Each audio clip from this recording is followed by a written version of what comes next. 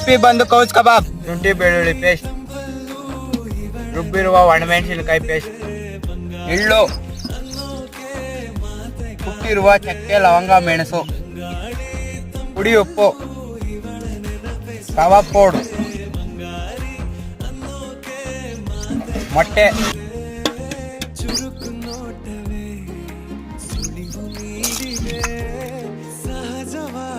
ಮೊಸರು,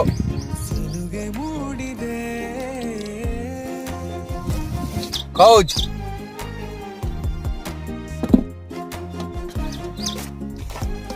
ಅಡಿಗೆ ಎಣ್ಣೆ,